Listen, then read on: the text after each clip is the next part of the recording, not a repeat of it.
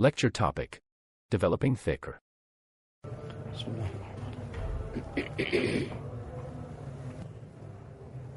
We often hear about the importance of zikr, and that zikr is the barrier to the disobedience of Allah Tabaraka wa Ta'ala.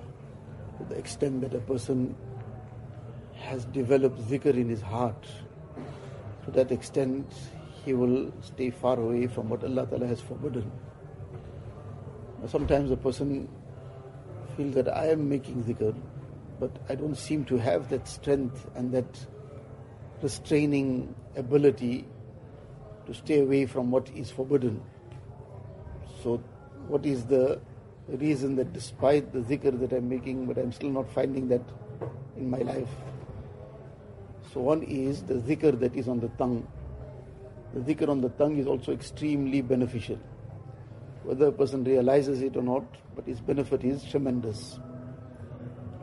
Person eats some food, he doesn't at that time immediately realize what benefit it brought, what energy it provided.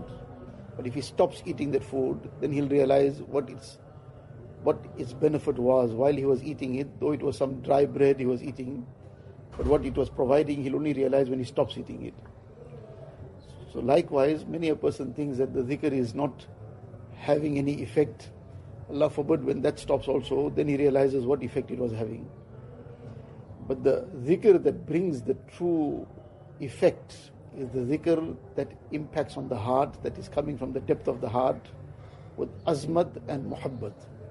These two very essential aspects. To the extent that the zikr is with the greatness of Allah Ta'ala in the heart and the muhabbat of Allah Ta'ala in the heart. When the zikr is with these two aspects deep down in the heart, and to the extent that this is in the heart, to that extent that zikr will become a barrier from everything that Allah Ta'ala has forbidden.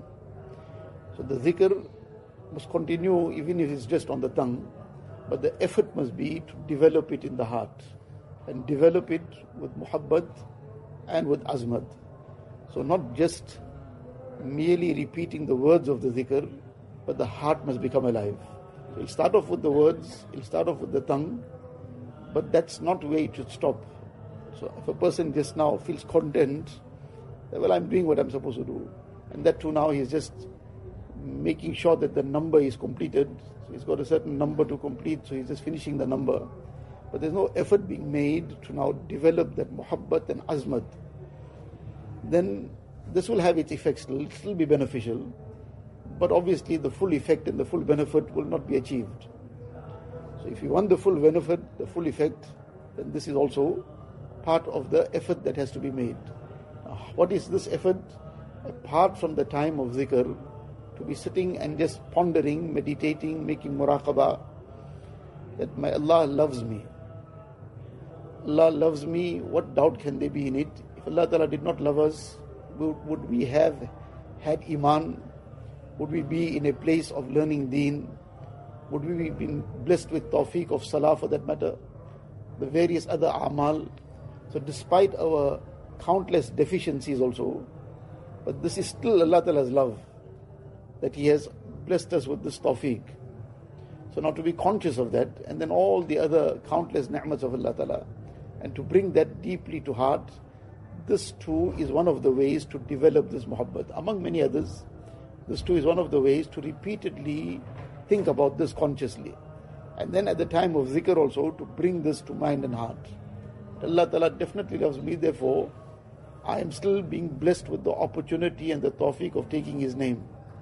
But yes, I am still far away from where I should be, despite my weaknesses, despite my sins.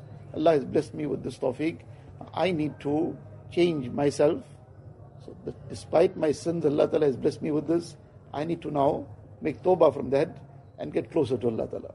This will develop the muhabbat of Allah Ta'ala. This will enhance that zikr, and that becomes the barrier against the disobedience of Allah Ta'ala. Allah Ta'ala give us tawfiq.